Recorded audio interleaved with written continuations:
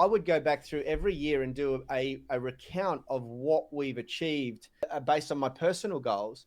For the majority of the 10-year period that we're talking about here, where this transformation occurred, I reckon it was like 70 to 80% of everything that I wrote down was achieved. It was bizarre. Welcome to our podcast, proudly brought to you by VPA Australia, our trusted supplement provider since Unity Gym started. As sponsored athletes, we're excited to offer you a special 10% discount on top quality supplements that ship worldwide. Just use our discount code from the description. To avoid international shipping fees, contact VPA and tell them we sent you to get a flat shipping rate. Today's episode is also sponsored by the Flexibility Blueprint. Ever felt lost in the sea of social media fitness advice? The Flexibility Blueprint is your map to progress, designed to help you get laser focused on what matters most for your journey in flexibility and strength. And guess what? It's free. Grab it using the link in the description. If you're starting your flexibility journey, don't miss our 20-minute mobility routine. It's your first step to quick wins in flexibility. For those further along, use our Flexibility Masterclass, featuring advanced techniques like loaded stretching and end range strength for the pancake, front splits, middle splits, and more. Links for both are also in the description. And for the seasoned athletes, avoid the frustration of complex training puzzles with our UMS Tribe membership. It's a different online coaching experience with strength and flexibility combined. Don't forget, we're Amazon affiliates too. You can find all the equipment used in our videos and podcasts at the most competitive prices with our affiliate links in the description. Now let's dive into today's episode. Welcome to part 2 of this series, where we are talking about the Peak Potential Planner and sharing the 7 steps that Yanni and I took to completely transform our lives. And today we're talking about vision.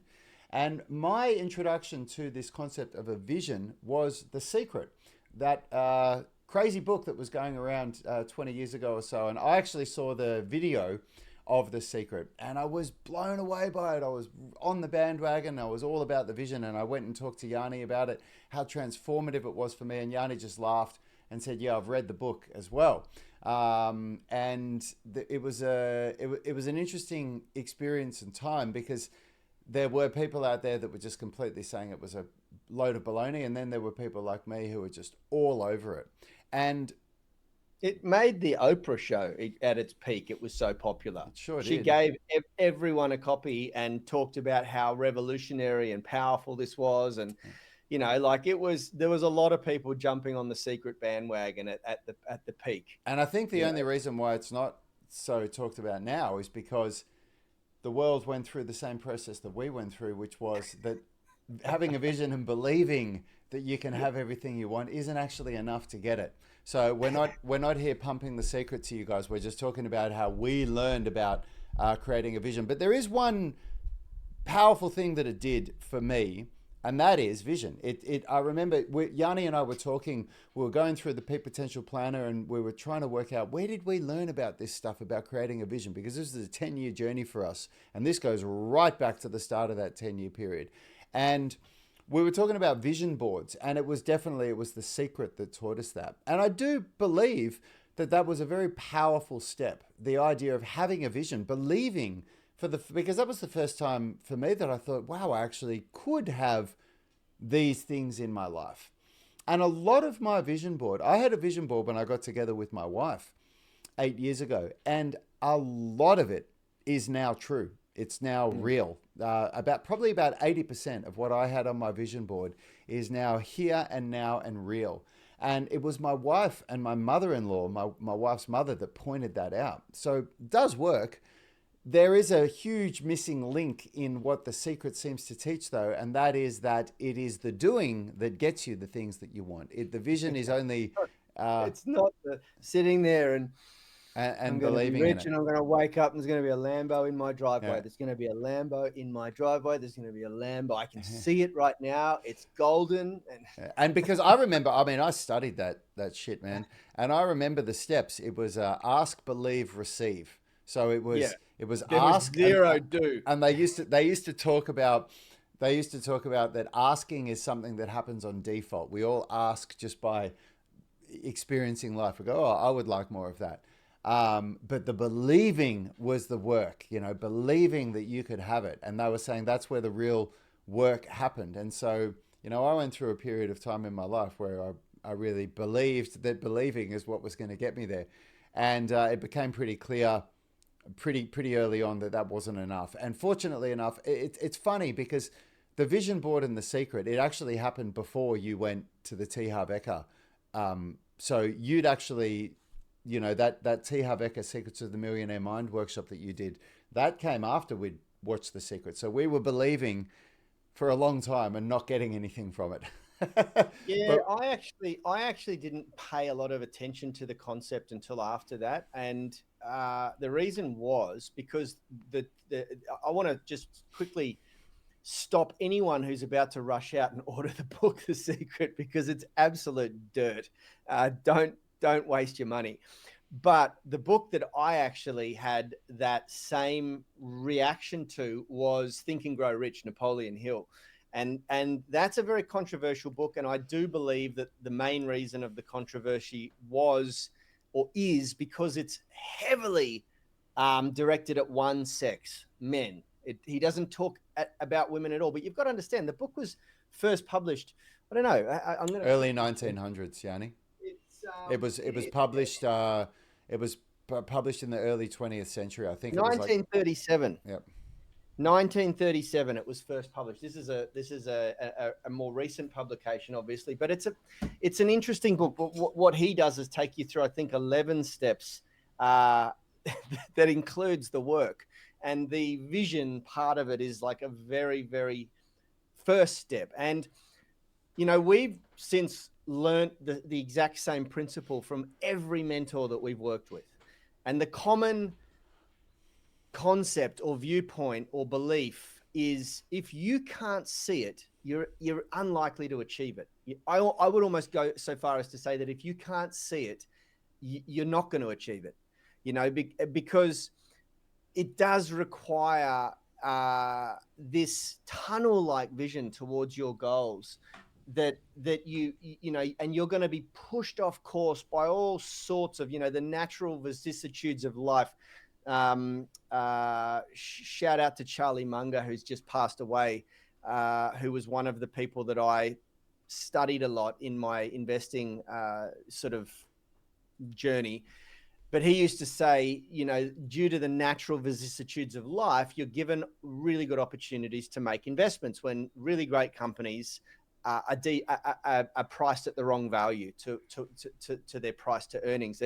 And this goes with anything in life, when you're charging towards a goal, due to the natural vicissitudes of life, meaning the ups and downs, the things you can't predict, you are going to be challenged. You're going to have periods of time where it just feels unobtainable what you're trying to achieve. And that's where having a really clear vision comes in. You have to stay the course. We talk about it in the Peak Potential Planner, like the vision is kind of like your North Star. It creates the roadmap that you follow. And yes, from time to time, when you're following a map, it changes due to traffic conditions, due to something that's occurred that wasn't anticipated prior to you planning the journey. And that is just it, but it doesn't discount from the importance of having the map and following the map.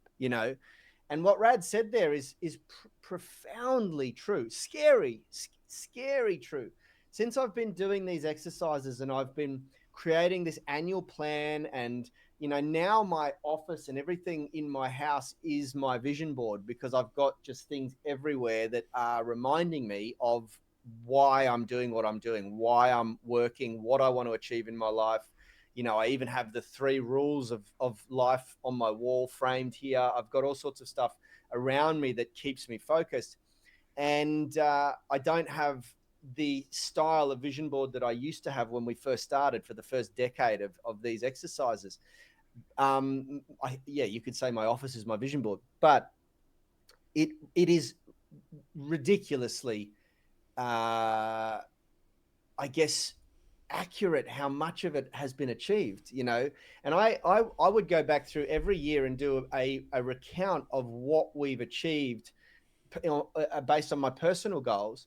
And for the majority of the 10-year period that we're talking about here, where this transformation occurred, I reckon it was like 70 to 80% of everything that I wrote down was achieved. It was bizarre, but unlike what The Secret talks about, ask, believe, receive, there is a step in there that they miss completely, which is, um, the The the work, action, the work, taking the action. you know. But And I if was trying to think of something that would rhyme with the three stages there, but I just couldn't think of it at the time. if you if we relate this to fitness, the probably the most common fitness goal in the world is fat loss. People like to say weight loss, but us as good coaches like to clarify it's not weight loss No, you want want. the It's weight going. You want to yeah, keep those guns, it's mate. not weight loss that you want. It's fat loss that you want. And if you can't visualize yourself as that person who's 40 pounds lighter or 20 kilos lighter, depending on where you are in the world, if you can't truly see yourself as that person, you're most likely going to sabotage your efforts along the way. And for me, my goals aren't around fat loss at all. My goals are around strength development, flexibility development, and movement. But I don't have a vision board at the moment, but I have a very strong vision of what it is that I want for myself. And I watch things that inspire me to get to where I want, where I don't watch things and go, oh man, that person's incredible. I'll never be able to do that. I watch it to get inspiration for where I'm going and where I'm moving towards. And it's a very, very powerful thing. And, people talk about having vision boards for everything. I mean, I certainly had a vision board for my wife, for my family, for where I live, for the business that we have, for what I've achieved with my movement skill, and it's all come true. The only thing I don't have yet is the Ferrari. I don't have the Ferrari yet that was on that vision board. Somehow It's The funny. Secret let me down with that one. A friend of mine, we were talking about this. She's an investor, and she was talking about the fact that everything has come to fruition except the supercar on her vision board. And this year, due to sponsorship from her podcast, she was paid full expenses, all expenses paid, to go to Abu Dhabi to the Formula One. And she loves sport, cars and motorsports and all that. And so it was a huge deal. And she goes, wow, it's bizarre how the universe provides the things that you ask for, but sometimes it's not quite in the way that you ask for it, And for her, that was like being able to go and mix, and she got driven around the racetrack in a supercar, and all this sort of stuff that it just wasn't in her garage, But anyway, I found that And quite fun. and look, the thing is about a vision board, and a vision, a strong vision. It's not just about the things you want. It connects you with why you want them. So it gives you that constant reminder of the things that you're saying I want. And you find over time that some things get removed from the vision board because you look at it enough that you start to feel this disconnection from it. And you start to feel, I don't actually, like, I've said that I want it, but I don't feel it. I don't feel that feeling of that's something that I want in my life. And so that's a really powerful thing as well, because the vision board does really connect you with the why. And that's what it's there for. It's there to challenge you to not just ask for it, to not just say, hey, I want this in my life, but to go deeper and to start saying, why? Why do I want this thing? Why do I want these things in my life? And around health and fitness for me, it's been a powerful thing. It's been a very powerful thing to keep me on track with why I exercise, why I keep training, because if you've got, I've got ambitious goals, and I've had ambitious goals that I have had some of the biggest hurdles put in front of me. Like, I had a goal when I started calisthenics, and if anybody that's serious about calisthenics has these same goals, to do a one-arm pull-up and to do a handstand push-up. And on my journey to the one-arm pull-up, very quickly, I developed golfer's elbow. And back then, I didn't know how to deal with golfer's elbow like I do now. We've got these incredible golfer's elbow programs now because of the work that we did with Phil, where he really, got Yanni and I to a level of understanding golfer's elbow that's probably far beyond the average coach or personal trainer. And my golfer's elbow got so bad that I couldn't do any kind of pulling exercise for about 9 to 12 months. Anything that involved pulling, I couldn't do it. And same with my handstand practice. I developed a wrist injury, like in the tarsals here, carpal, sorry, and which are all the tiny little bones in your hands here. There's so many different ones in there. And it got so bad that I couldn't put any weight on my hands for a long, long time. And so I had to go through this whole process of realization that where it became very clear for me, and this goes back to what we talked about in our first episode, it was this owning where you are in your life and taking accountability for what it is that the circumstances that you have. And I had to have a very real look at the fact that I just wasn't as strong as I thought I was. I thought I was stronger than I actually was. And the results were there. I had results to prove that I wasn't strong enough to even do the work to get to where I wanted to go. And for me, that big realization made me look at the fact that I'd never actually focused on building raw strength and raw muscle mass in my body. I'd always focused on just skill. And that was fine for the more than decade that I was doing Kung Fu. I was just doing the work for Kung Fu, and I was doing my forms, and I was doing my exercises and my kicks and everything, and I got good enough at it that I was happy with myself. But then when I shifted to calisthenics, and I'd never done any focused upper body strength development work, and I started researching what progressions you do to get these skills, and I'd work on the progressions, and I could do these progressions, so I just kept going at it, but I didn't understand the amount of load that it would put on my joints. I didn't understand how my body would be affected by it. And so, bringing this back to vision, it was only because I had a really, really strong vision that I was able to understand that the road to get me to that vision, it wasn't going to be a straight journey like I thought it would be. It wasn't going to be here's where I want to go, here's where I am, and I'm going to go that way. It was actually going to go like this, and wind around. But over time, if my goal is here and this is where I am, I've gone like that, and I'm not there yet, but I've absolutely gone like that. But it's been like this, the journey. And if I didn't it's like a Bitcoin chart. Yeah, it is. You look at it closely, it's hectic. If you zoom out and look at the chart, it looks really nice, and it's just up always. But if I didn't have a really strong vision, I don't know that I would have stayed the course. I really don't. Well, let me just quickly address why. The reason why we talk about a vision so much so is very much what Rad said in the first episode. And if you haven't watched that, then in the prelude episode to this, prior to step one, which is creating your vision and your vision board, it is all about changing your blueprint.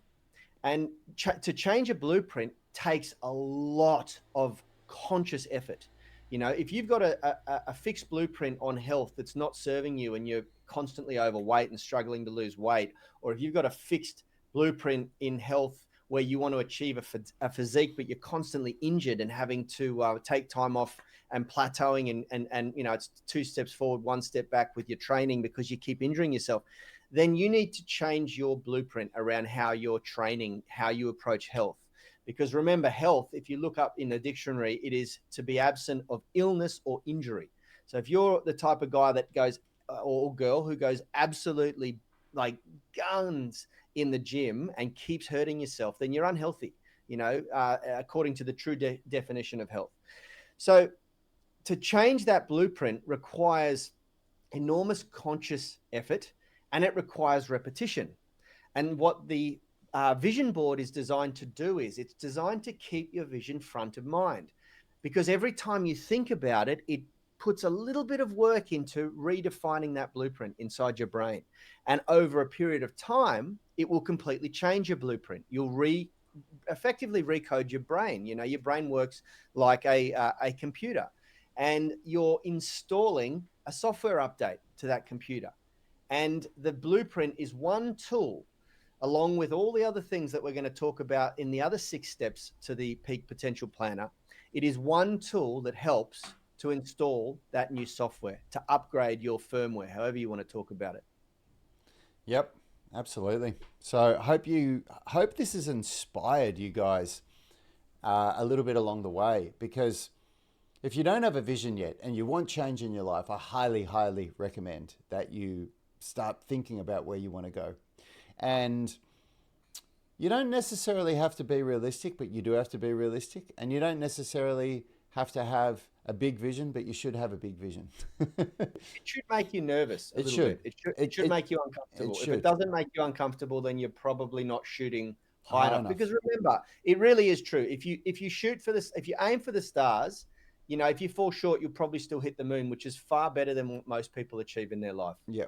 And, you know, if you think about, probably most of you that listen to these podcasts are here for something to do with health and fitness, probably most likely something to do with flexibility or injury management or calisthenics or something like that. When you set yourself a goal and you have a vision board that you look at every single day, and I do mean that, you don't just glance at it, you take time, be it 30 seconds, be it 3 minutes. When I was first doing this exercise, I used to just stare at my vision board for 3 to 5 minutes every day and just stare at it. And the idea is that you're meant to get the feeling of what it feels like to have those things. Because when you have that feeling, even though the evidence isn't there that you've got it, when you have the feeling of having it, you act in a different way, you behave in a different way. And make no mistake, this is something that we're going to talk about in later episodes of this series, but to have what you want now, you need to behave like the person that has those things already. It doesn't all of a sudden, and that was a really radical concept for me, but the idea that you're not just going to keep behaving this way and then all of a sudden it's going to appear and then you'll start behaving like the person that has that thing. That's where The Secret really let me down, because I thought that was what was going to happen. Didn't work out that way. You actually have to. You guys bought into that shit so hard. You have to behave the way that the person that has the results that you want behaves. And you have to behave like that now. And that's what a vision board really, really helps you to do. Guys, if you got something out of this, guys and girls, in Australia, guys means anybody. If you got something out of this, please leave us a review if you're listening to the podcast and share this with a friend that you think might get something out of it too. Do it right now. Hit that. Watching on YouTube, gently caress the like button and subscribe. You know, we're gonna go deep, and this is what we do. We always go deep. But the biggest thing you can do for us is to share it with a friend. Hit the share button right now. Don't just think about sharing it with your friend. Do it. Don't pull the secret on us. Don't pull the secret on the share feature. Actually, hit that share button, copy the link, and put it in a message and forward it through. And say these guys have no idea what they're talking about, but I thought it was funny anyway. And one thing that I will note is that in the Peak Potential Planner, in I don't want to give too much away, but one of the cool things at the end of it is that Rad and I have chosen our 20 most prolific books that have had the most profound or prolific impact on our lives. 10 on personal development in general and 10 on mindset mastery, you know, how to overcome psychology that's not serving you right. And we go deep, you know, we go into a bit of biology and all sorts of stuff. And then we've thrown in a couple of bonus titles that we thought, you know, should have made the list, but didn't. And we're going to make that available for everyone. We were only going to make that available to people that are going through the workshop and the Peak Potential Planner, which of course is a part of our UMS Tribe membership. But we've decided to make the book list available to everyone, and there will be a link in the description that you can click, and it's going to take you to a page. It's going to ask you to put your email address in, and then I'm going to send you a PDF that just has the list of books. So do that, because there's a wealth of knowledge in there. Anyone who does like to read, you can check out our 20. It's actually 22 because of the 2 bonus titles that we just wanted to get in there, but we tried to keep it to nice round numbers. And I think that's like worth, you know, it's seriously worth subscribing to our mailing list for. And if you want to just cut straight to the chase and get into the Peak Potential Planner, come and join us in the UMS Tribe membership. You can go to unitygym.com. You're going to be working directly with me. I'm going to be doing a series of workshops on this. We've got a bunch of our alumni, our most senior guys that are going through the program first, and I'm working with them. And we're going to be doing a bit of stuff with this in the new year. So, you know, you'll get a chance to go on the journey with us and ask us questions and just generally hang out. It's a bunch of really cool people all striving for the same or similar goals. That's it. Thanks so much, everybody. All right. Have a wonderful day, guys. We'll see you in the next episode.